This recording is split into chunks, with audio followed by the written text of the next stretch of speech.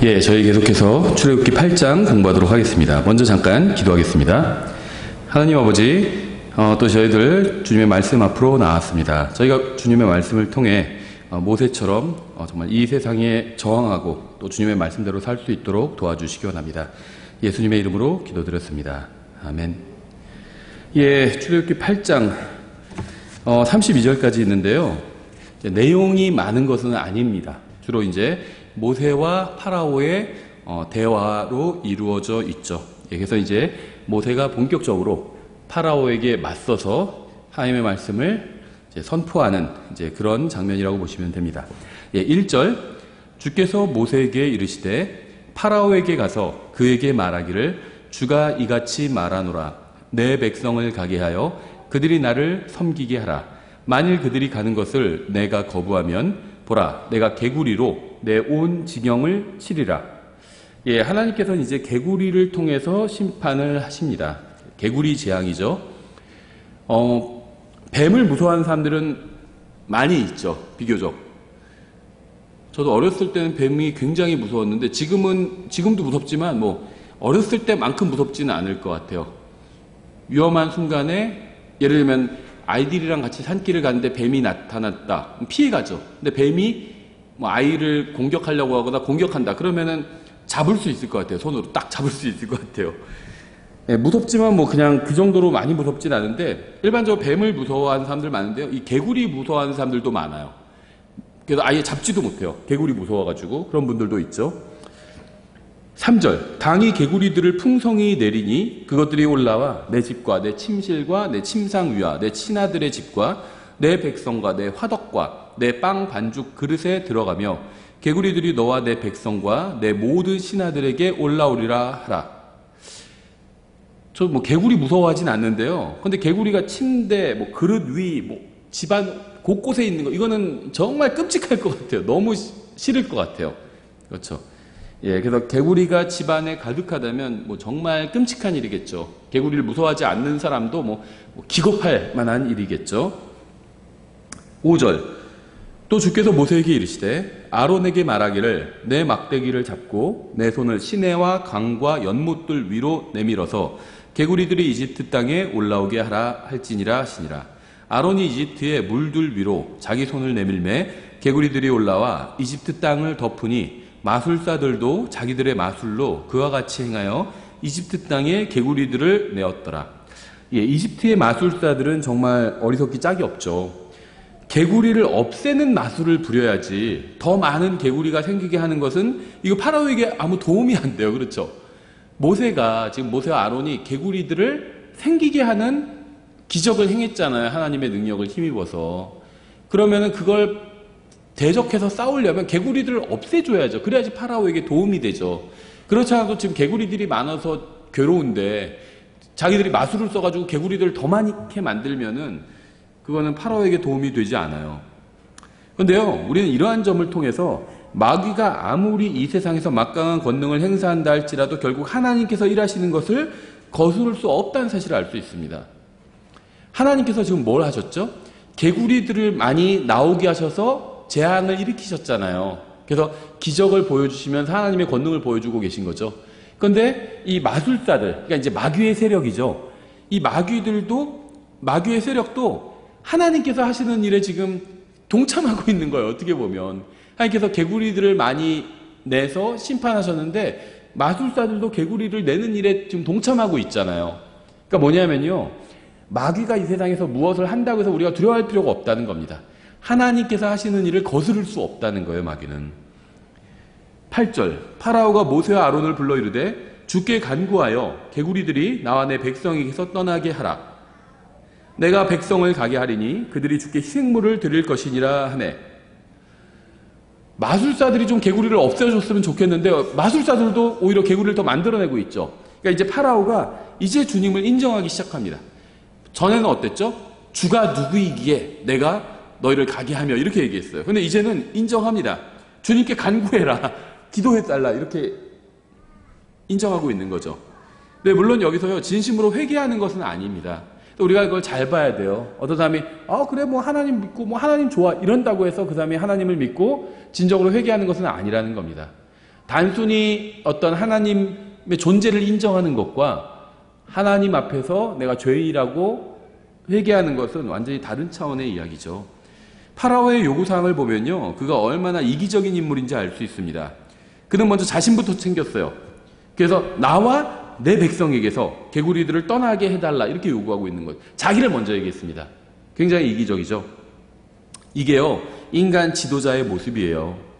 말로는 국민을 정말 사랑합니다, 사랑하는, 존경하는 국민 여러분 이렇게 연설할 때 하지만 실제 국민을 사랑하지도 않고 존경하지도 않죠. 이거는요, 진보 보수 가릴 게 없어요. 인간 지도자가 다른 사람들을 존중하지 않는다는 겁니다. 우리를 진정으로 사랑하시는 참된 지도자는 예수님밖에 없어요. 그래서 저는 어떤 정치인을 다른 정치인보다 더 선호하기는 하지만 저의 신뢰를 어떤 정치인, 인간 지도자에게 두지는 않습니다. 그 다음에 저의 문제를 해결해 줄 수도 없고요. 저를 또 사랑하지도 않아요. 저를 죽기까지 사랑하시는 분은 예수님밖에 없습니다. 저는 인간 지도자를 신뢰하지 않습니다. 누가 우리나라 전 세계를 통치하건 누가 우리나라를 통치하건 똑같아요. 근본적인 문제 절대 해결되지 않습니다. 예수님께서 오셔야 해결됩니다. 그래서 저는 예수님만 지지해요. 예수님만 선호하고. 물론 하나님께서 누군가의 권력을 주시면요, 그 사람이 제 마음에 들던 들지 않던 복종할 수밖에 없습니다. 그렇죠. 또 그게 하나님의 뜻이에요. 그래서 하나님께서 주신 질서와 권위를 존중합니다. 하지만 인간 지도자를 신뢰하지는 않아요. 왜냐면은 인간 지도자는요, 자기를 생각하거든요. 자기가 권력을 잡는 게 이게 목적이지, 우리를 진정으로 위해주고 사랑해주는 분은 예수님밖에 없다는 겁니다. 예수님께서는 항상 자신의 백성을 먼저 염려해 주시죠. 심지어 주님은 자신의 목숨을 자신의 백성을 위해서 희생해 주셨습니다. 그래서 성경은요, 주님이 양들을 위해서 목숨을 바치는 선한 목자라고 말씀하고 있죠. 요한복음 10장 14절이죠. 나는 선한 목자라 내 양들을 알고 내 양들도 나를 아노라. 아버지께서 나를 알듯이 나도 아버지를 아노니 나는 양들을 위해 내 생명을 내놓느니라. 그래서 우리가 주님만을 신뢰하고 지지하는 이유죠. 9절. 모세가 파로에게 이르되 나보다 먼저 영광을 취하소서. 내가 왕과 왕의 신하들과 왕의 백성을 위해 어느 때에 간구하여 왕과 왕의 집에서 이 개구리들을 멸하고 그것들이 강에만 있게 하리이까 하거늘. 한마디로 개구리 언제 치워줄까요? 말이죠. 그가 이르되 내일이니이다 하매 그가 이르되 왕의 말씀대로 될지니 이로써 왕께서 주 우리 하나님과 같은 이가 없음을 아시리이다. 파라오는 정말 우리를 깜짝 놀라게 합니다. 어느 때의 개구리를 사라지게 해주기를 원하느냐는 모세의 질문에 지금 당장 이렇게 얘기하지 않고 내일이라고 얘기했어요. 내일이라고. 휴파일이 이걸 갖고 그 유명한 설교를 했죠. 개구리와 함께 하룻밤만 더라는. 한번 생각해 보세요. 부엌에도 개구리가 가득하고요. 화장실에도 개구리가 가득하고요. 침실에도 개구리가 가득하고요. 거실에도 개구리가 가득하고요. 이불 위아래로 개구리가 다 가득합니다. 의자에도 개구리가 가득해요. 모든 곳에 개구리가 가득해서 걸어가기도 힘들어요. 그래도 저희들 막 아이들이 방에서 장난감 갖고 놀고 있으면 쫙 벌려놔가지고 걸어가기도 힘들어요. 개구리가 그렇게 빼곡히 있는 거예요. 걸어가기도 힘들어요. 몸에도 개구리가 잔뜩 달라붙어 있을 거예요. 그렇죠? 옷에도 막 달라붙어 있고. 이렇게 끔찍한 상황에서 파라오는 내일 개구리를 없애달라고 요구하고 있는 겁니다. 언제 없애줄까요? 하면 지금 당장 없애주세요. 이래야 되는데, 아니면 적어도 1시간 내로 없애주세요. 차라리 이래야 되는데 내일 없애달라고 하는 겁니다. 내일. 파라오는 이상한 사람이었지만요, 파라오만 이상한 사람이었던 것은 절대 아닙니다. 우리 모두 죄를 짓고 있죠. 거실에서도 죄를 짓고요, 침실에서도 죄를 짓고요, 주방에서도 죄를 짓고요, 직장에서도 죄를 짓고요, 거리에서도 죄를 짓습니다. 우리는 죄를 즐기지만 다른 한편으로는 죄로 인해서 괴로워해요. 구원받았기 때문에 이렇게 살면 안 되는데 막 또 죄를 지어요. 그러다 또 이렇게 살면 안 되는데 괴로워해요. 죄로 인해서. 왜냐면요, 죄는 항상 쓰디쓴 대가를 치르게 하거든요. 중요한 사실은 하나님께서는 우리의 죄를 없애주실 수 있다는 겁니다. 그렇죠? 물론 우리는 그러한 사실을 잘 알고 있어요. 주님께서는 우리를 사로잡은 죄보다 훨씬 더 강하신 분입니다. 예수님께서는 우리가 주님을 구원자로 받아들일 때 우리를 죄로부터 자유롭게 해주셨어요. 주님은 죄로부터 완전한 승리를 거두셨습니다. 하지만 우리는 조금 더 죄를 즐기고 싶어 해요. 우리는 하나님의 자녀로서 죄를 싫어하긴 하지만 지금 당장 죄를 버리고 싶어 하지는 않습니다. 죄로 인해 괴로워하긴 하지만 조금 더 죄를 즐기려고 합니다. 우리도 종종 파라오처럼 오늘까지는 죄를 좀 더 즐기고 내일 죄를 버리겠다고 합니다. 우리는 죄, 그러니까 여기서 개구리가 상징하는 건 죄예요, 죄. 우리는 죄가 끔찍하다는 사실에는 동의하지만, 개구리가 끔찍하다는 사실에는 동의하지만 조금 더 즐기고 싶어 해요. 죄가 더럽다는 사실을 잘 알지만 아직 버릴 준비가 되어 있지는 않습니다. 죄가 내 인생을 망친다는 사실은 알고는 있지만 지금 버릴 생각은 없어요. 내일은 버릴 거예요. 언젠가 청산할 겁니다. 언젠가 나도 변할 거예요. 근데 지금은 아니라는 거예요. 지금은. 이게 바로 오래전에 파라오의 문제였고 오늘날 우리의 문제이기도 합니다. 10절 그가 이르되 내일이니이다 하매 그가 이르되 왕의 말씀대로 될지니 이로써 왕께서 주 우리 하나님과 같은 이가 없음을 아시리다. 이 개구리 재앙의 목적이 무엇인지 잘 보여주고 있죠. 하나님이 누구신지를 알려주기 위해서 보여주고 있는 겁니다. 기적을. 개구리들이 왕과 왕의 집과 왕의 신하들과 왕의 백성에게서 떠나 강에만 있으리다고 모세와 아론이 파라오를 떠나 나가서 주께서 파라오에게 내리신 개구리들로 인해 모세가 그분께 부르짖으니라. 주께서 모세의 말대로 행하심에 개구리들이 집과 마을과 들에서 나와 죽으니 그것들을 함께 모아 무더기로 쌓음에 땅이 악취를 내었더라. 개구리들이 사라진 것이 아니라 죽은 겁니다. 사라졌으면 좋겠는데 죽은 거예요. 사람들은 개구리의 이 사체를 모아서 쌓아야 했고요. 당연히 죽은 개구리의 몸은 썩어서 악취를 내기 시작했겠죠. 사실 강에는 이미 물이 피로 변해서 죽은 물고기들의 사체가 썩고 있었습니다. 그렇죠. 이제 마을에는 개구리들의 사체가 썩기 시작하면서 온 세상이 썩은 내로 진동했을 거예요. 개구리는 죄를 상징하죠. 죄를 그만뒀는데 죄의 결과가 그대로 남아있는 거예요. 썩은 내가 진동하는 겁니다. 15절 그러나 잠시 연기된 것을 파라오가 보고는 자기 마음을 강팍하게 하여 그들의 말에 귀를 기울이지 아니하였으니 주께서 말씀하신 것과 같았더라. 파라오는 주님의 심판이 연기됐다고 생각했어요. 지금 당장 심판이 임하는 게 아니네? 이렇게 생각한 거죠. 근데 그건 파라오의 그 근본적인 오류였습니다. 하나님께서는 연기하신 적이 없어요. 주님의 심판에 관해서 오판을 하는 것은요, 자신의 혼을 해치는 치명적인 어리석음입니다. 우리는 앞서 기적을 목격하는 것을 통해서는 믿음은 오지 않는다는 사실을 살펴봤죠. 파라오는 기적을 목격했지만 오히려 마음이 더 강팍해졌습니다. 믿음은 항상 들음에서 오고 들음은 하나님의 말씀에서 옵니다. 믿음은 항상 하나님의 말씀에서 와요. 기적을 보는 것을 통해서 오지 않습니다. 하나님께서는 사람들에게 긍휼을 베풀어 주셨습니다. 문제는 사람들이 하나님의 긍휼에 대해서 오해하고 있다는 거예요. 사람들은 하나님의 인내에 관해 오해하고 있습니다. 주님께서 한 번 기회를 주신 것을 보고 자신이 완전히 용서받았다고 생각하는 사람도 있어요. 하지만 하나님께서 그저 구원의 기회를 주기 위해서 참아주신 것인데 자신이 영원히 주님의 심판을 받지 않을 것처럼 사는 사람들도 있어요. 내가 나쁜 일 했는데도 죄 짓고 살아도 하나님께서 심판하시지 않으신데 왜 심판하지 않으셨을까요? 왜 즉시 심판하지 않으신 걸까요? 기회를 주신 거예요. 근데 하나님께서 주신 기회를 구원이라고 착각해서는 안 돼요. 기회를 주시면 회개해야 하라는 겁니다. 회개의 기회를 주신 거예요. 근데 그거를 완전히 하나님께서는 심판 안 하시나 보다 이렇게 착각하면 안 된다는 겁니다. 하나님께서 지금 당장 심판하지 않으신다는 이유로 하나님의 심판이 영원히 임하지 않을 것이라고 착각하는 사람들이 많죠. 하나님의 말씀이 지금 당장 이루어지지 않는다고 해서 영원히 이루어지지 않을 것이라고 생각해서는 안 됩니다. 지금 당장 지옥에 떨어지지 않는다고 해서 지옥에 가지 않을 것이라고 생각해서는 안 돼요. 하나님은 긍휼이 풍성하신 분입니다. 오래 참으시는 분이에요. 하나님께서 선하게 대해주셨다고 해서 구원받을 필요도 없다고 생각한다면 언젠가 대가를 톡톡히 치르게 될 겁니다. 지금 당장 하나님의 심판이 임하지 않았다고 해서 앞으로도 그럴 것이라고 생각한다면 파라오가 스스로를 속였던 것처럼 스스로 속이고 있는 것일 뿐입니다. 언젠가 하나님께서는 말씀하신 그대로 행하실 겁니다.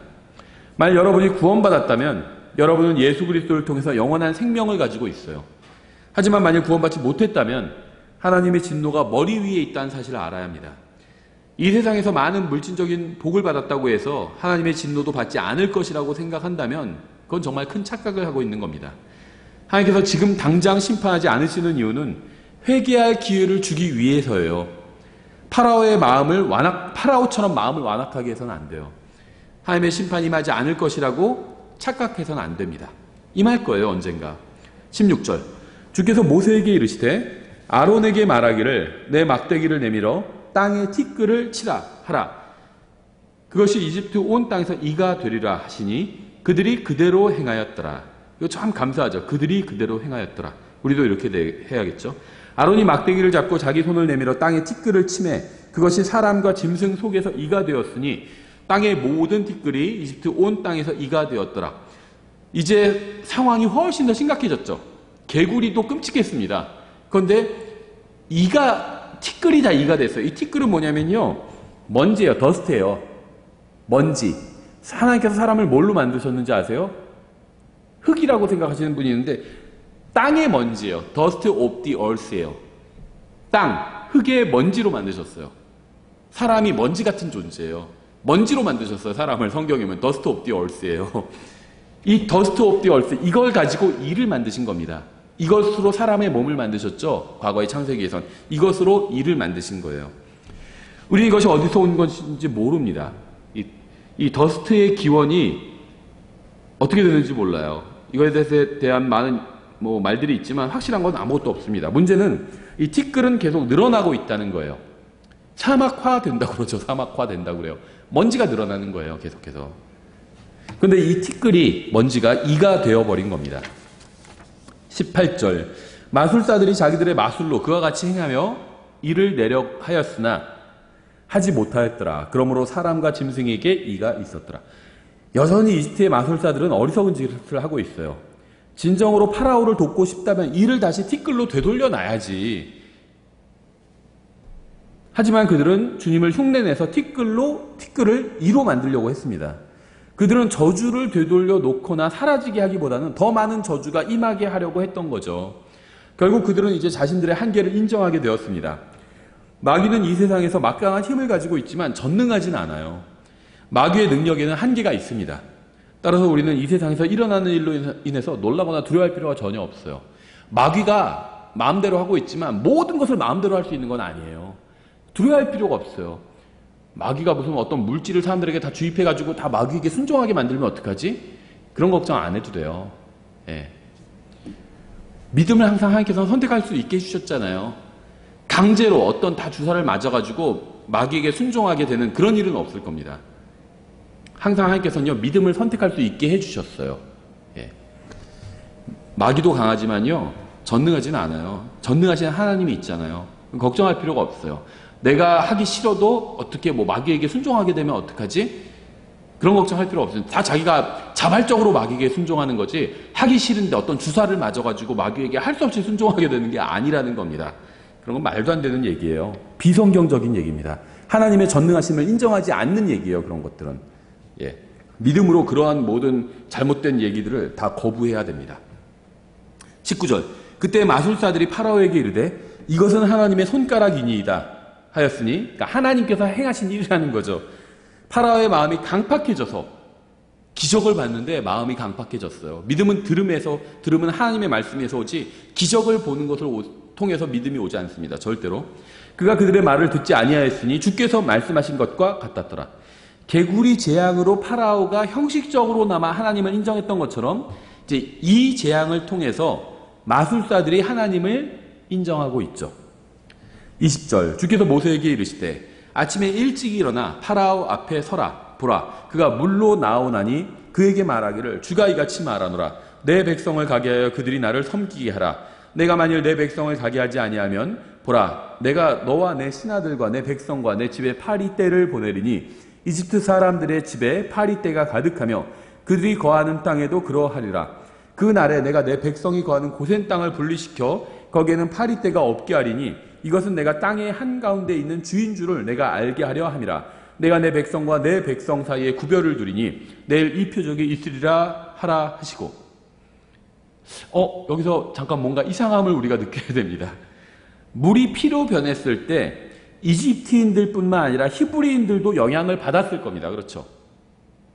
개구리 재앙과 이 재앙으로 인해서 이집트인들이 괴로웠을 때 그들만 괴로운 것이 아니라 이스라엘 백성도 괴로움을 당했을 거예요. 이집트 전역에 개구리가 가득했거든요. 근데 이스라엘 백성도 이집트의 고센 땅에 거하고 있었잖아요. 이 재앙에 같이 괴로웠다는 겁니다. 주님께서는 앞선 세 가지 재앙, 물이 피로 변하는 거, 개구리 재앙, 이 재앙을 통해서 이집트인들과 이스라엘 백성 모두에게 벌을 내리신 겁니다. 이스라엘 백성도 믿지 않았잖아요. 하나님 원망했잖아요. 같이 벌 받은 거예요. 하지만 이제는요, 이집트인과 히브리인 사이에 구분을 두기 시작하십니다. 하나님께서 왜 이집트인뿐 아니라 이스라엘 백성에게도 괴로움을 주셨을까요? 죄로 가득한 곳에 살면 모든 사람이 괴로움을 당하게 됩니다. 사악한 자가 권력을 잡으면요, 악한 사람뿐 아니라 선한 사람도 함께 괴로움을 당하게 돼요. 그렇죠? 예를 들면 북한이나 뭐 독재 무슨 공산 그런 국가들 있잖아요. 권력자들이 아주 직접적으로 그 국민들을 괴롭히는 국가들이 있잖아요. 거기 사는 사람들이 다 사악한 사람들은 아니죠. 신실한 하나님의 백성들도 있어요. 북한에도. 오히려 우리보다 훨씬 더 신실해요. 우리는 목숨 걸고 믿지는 않잖아요. 거기서 목숨 걸고 믿어요. 몇 년에 한 번씩 그런 얘기 들리잖아요. 막 누구 끌려나와서 총살당하고 그래요. 예수님을 믿었다는 그 이유 하나만으로. 그리고 그 믿음을 부인하지 않아서 총살당하는 겁니다. 하나님의 신실한 백성들이죠. 신실한 사람들이에요, 정말. 북한에도요, 그리고 지금 혼자 다 들어가 있어요. 중국에도 들어가 있고. 사악한 통치자로 인해서 고난을 당하고 있는 거죠. 신실한 주님의 백성이.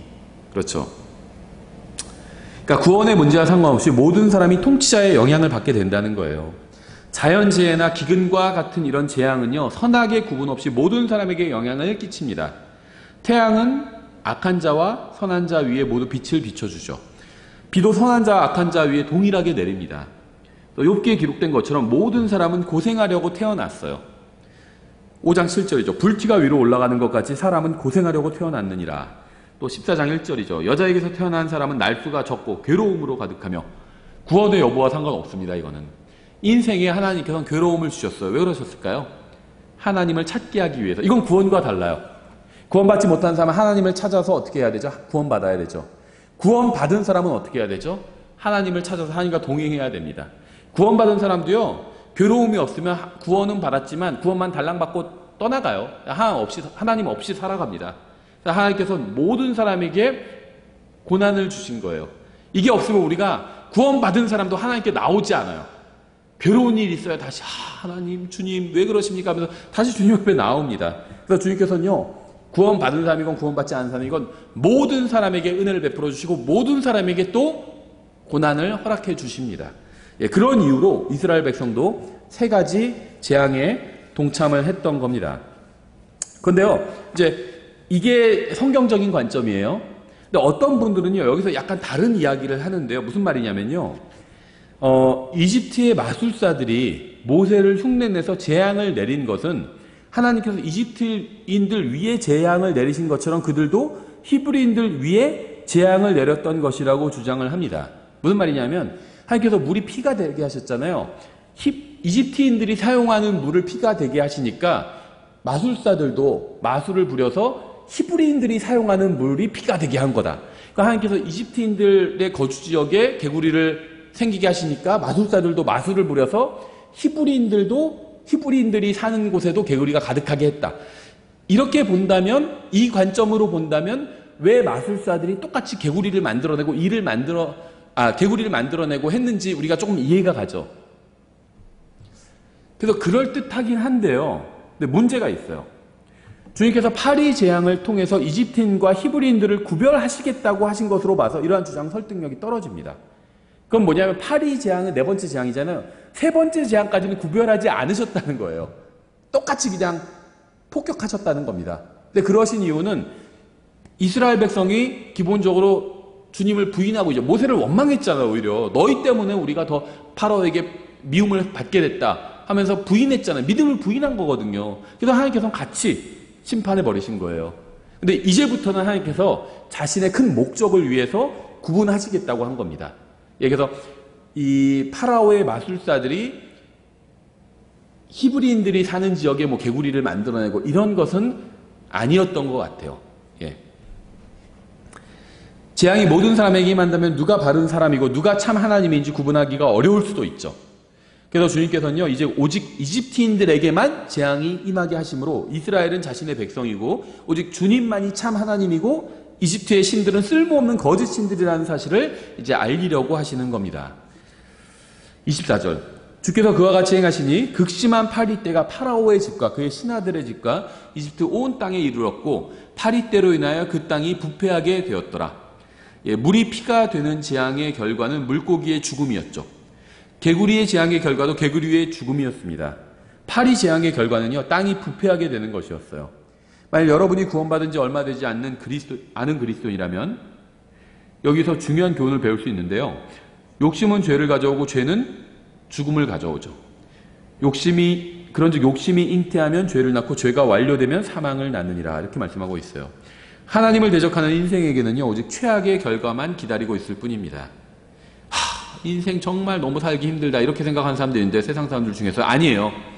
진정한 최악은 죽음 후에 기다리고 있습니다. 그래서 그런 얘기를 하죠.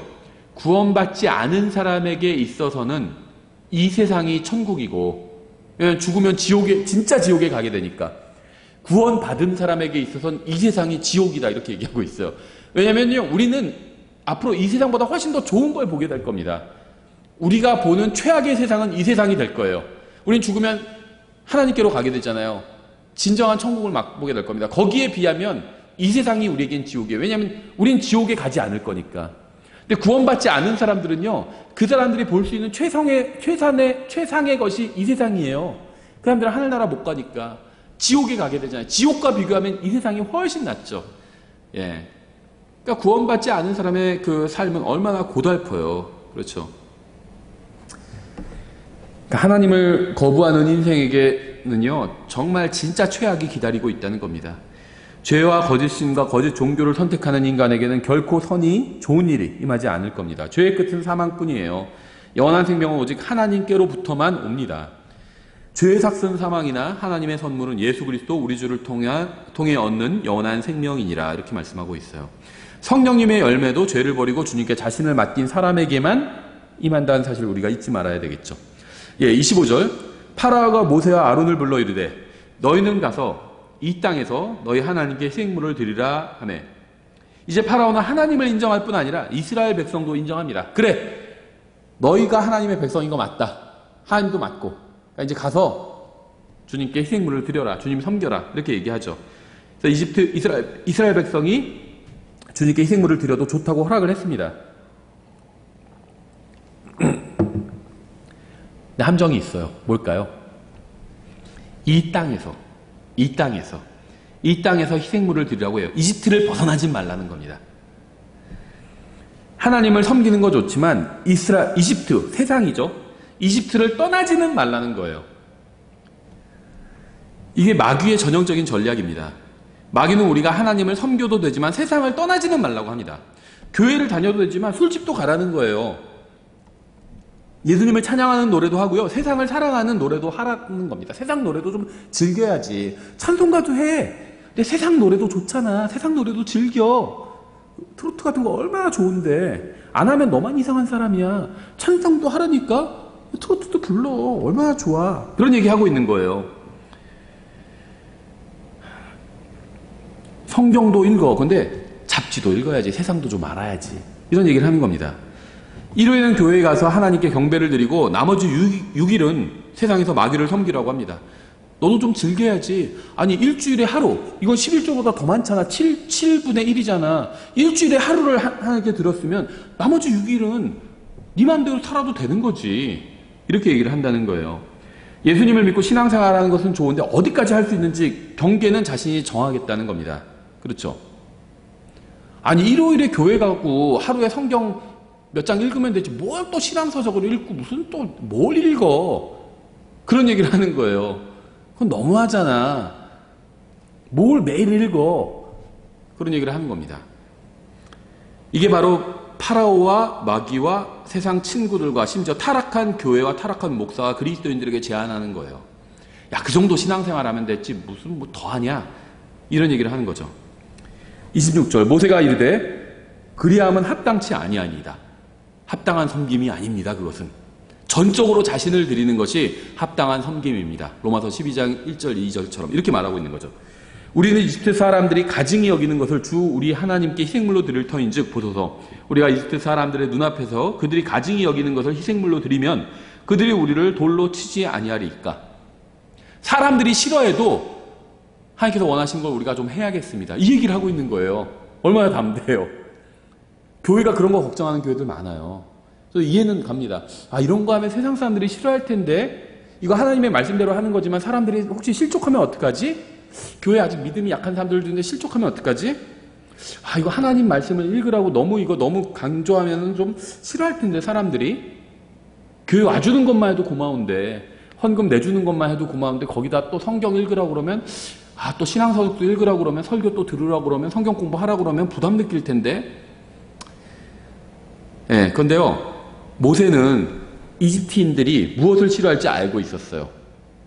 이집트인들이 가증하게 여기는 게 있지만 우리 하나님께서 명령하시니까 해야겠다는 겁니다. 그렇죠. 굉장히 담대해졌어요. 모세는 파라오를 통한 마귀의 제안을 단칼에 거절했습니다.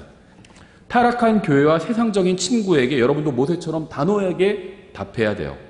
여러분은 항상 무엇이 하나님 앞에서 합당한 일인지 점검해 봐야 됩니다. 우리는 죄에게 종노릇하며 동시에 하나님을 섬길 수는 없어요. 하나님을 섬기면 이 세상에서는 불쾌하게 여겨질 수도 있습니다. 그래서 하나님께서 원하신다면 그걸 하는 게 바른 선택이라는 겁니다.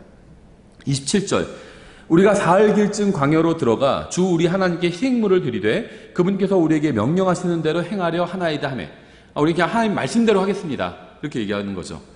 모세는 자신이 파라오가 원하는 방식으로 주님을 섬기지 않고 주님께서 말씀하신 대로 주님을 섬기겠다고 분명하게 말했습니다. 세상이 교회에게 원하는 게 있잖아요.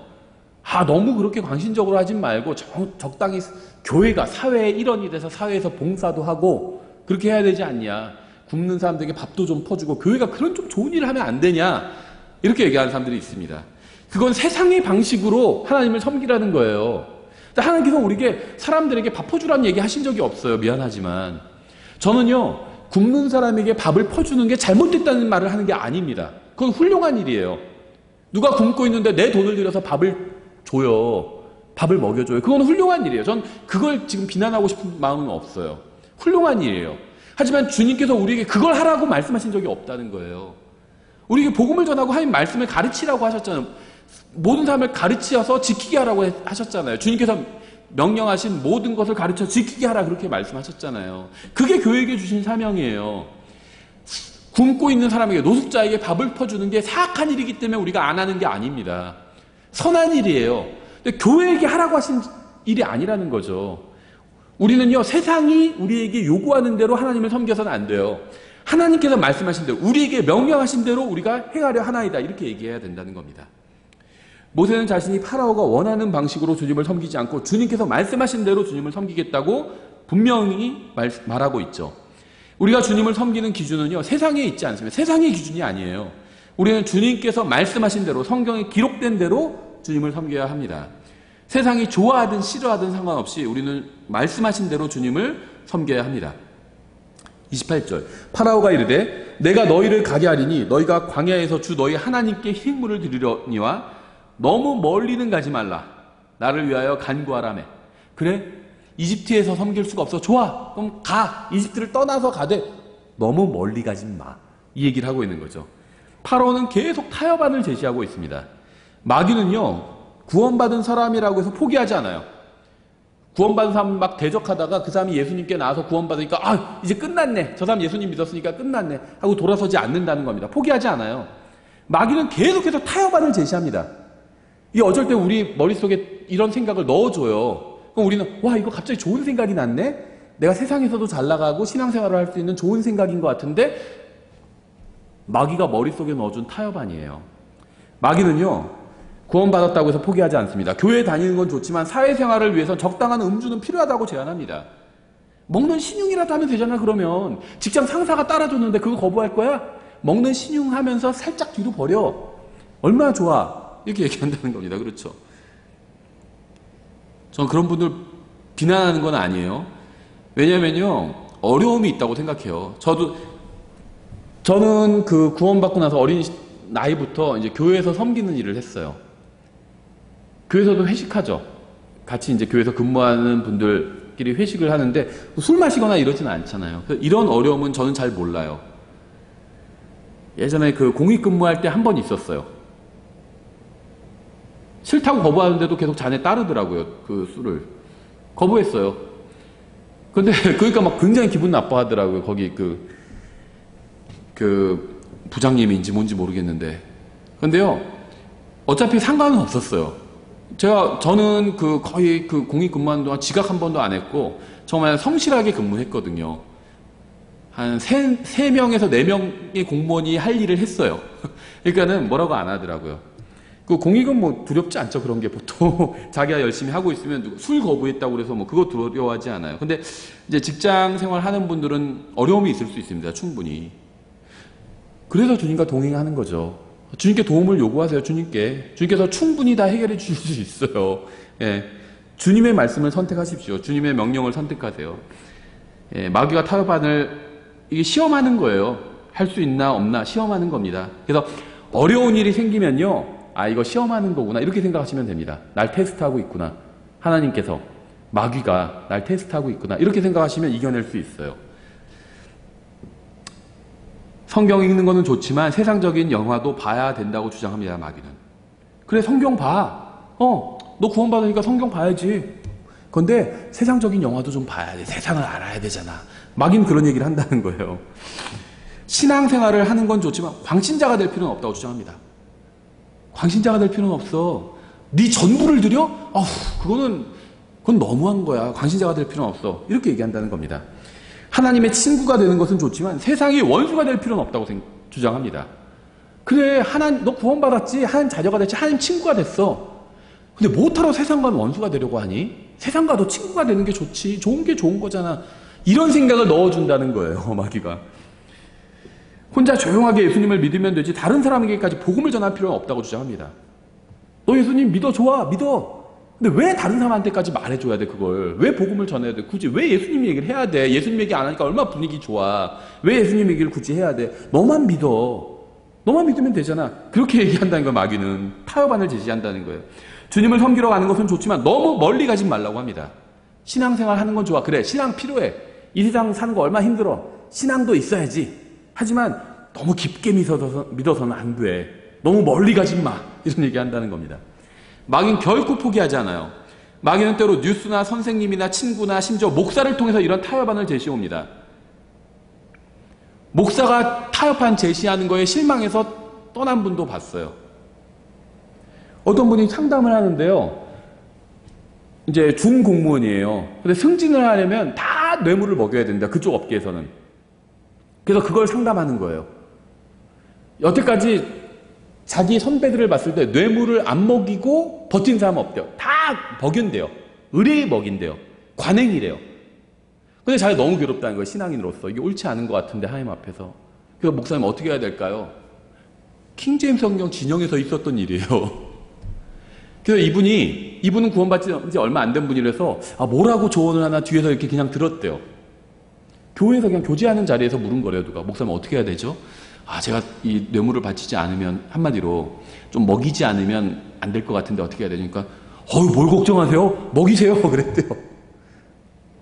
근데 이 목사님은 이 사람 먹이지 말라 그러면 아예 신앙을 떠날까봐 그렇게 얘기했다는 거예요. 근데 뒤에서 그걸 듣고 구원받은 지 얼마 안 된 사람이 이거는 뭔가 문제가 있구나 판단을 한 거예요. 이 목사님 문제가 있구나. 그 교회 나중에 떠났대요. 이 목사님한테 배워서는 안 되겠구나 이렇게 생각하고. 마귀가 타협안 제시하는 거예요. 그게.